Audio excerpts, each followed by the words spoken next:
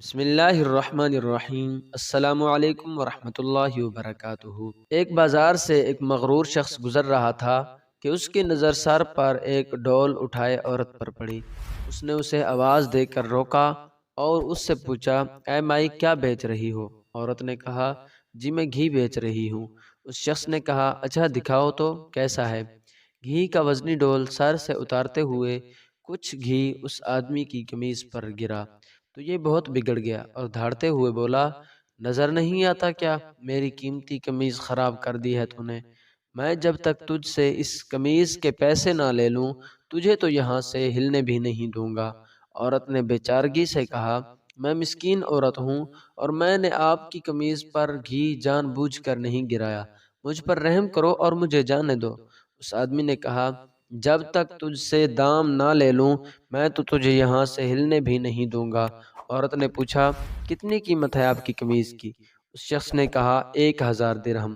عورت نے روہاسا ہوتے ہوئے کہا، میں فقیر عورت ہوں، میرے پاس سے 1000 درہم کہاں سے آئیں گے؟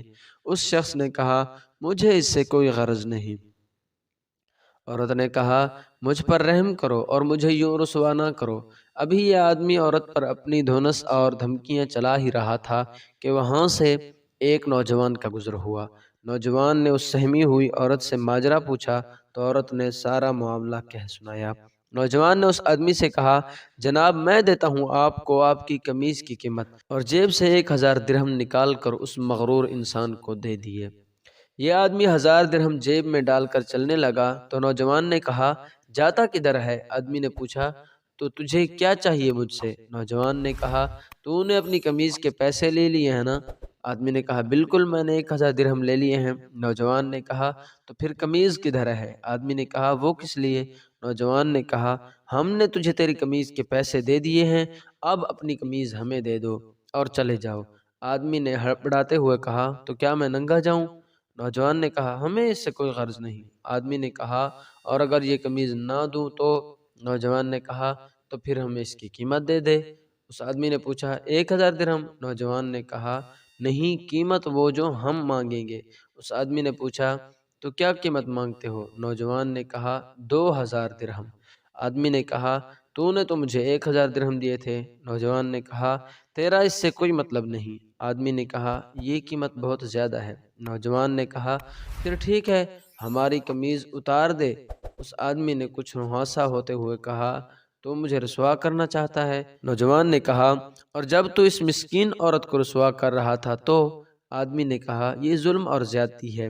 نوجوان نے حیرت سے کہا، کمال ہے کہ یہ دیکھ تجھے ظلم لگ رہا ہے۔ اس آدمی نے مزید شرمندگی سے بچنے کے لیے جیب سے 2000 نکال کر نوجوان کو دے دیے اور نوجوان نے مجمع میں اعلان کیا کہ 2000 اس عورت کے لیے میری طرف سے ہدیہ ہیں۔ ہمارے ہاں بھی اکثریت کا حال ایسا ہی ہے، ہمیں دوسروں کی تکلیف اور توہین سے کوئی مطلب نہیں ہوتا، لیکن جب بات خود پر آتی ہے تو ظلم محسوس ہوتا ہے۔ اگر معاشرتی طور پر ہم دوسروں کی تکلیف کو اپنا سمجھنا شروع کر دیں تو دنیا کی بہترین قوموں میں ہمارا شمار ہو۔ اس پیغام کو دوسروں تک پہنچائیے تاکہ اللہ کسی کی زندگی کو آپ کے ذریعے بدل دے۔ دعاؤں میں یاد رکھیں۔ اللہ حافظ۔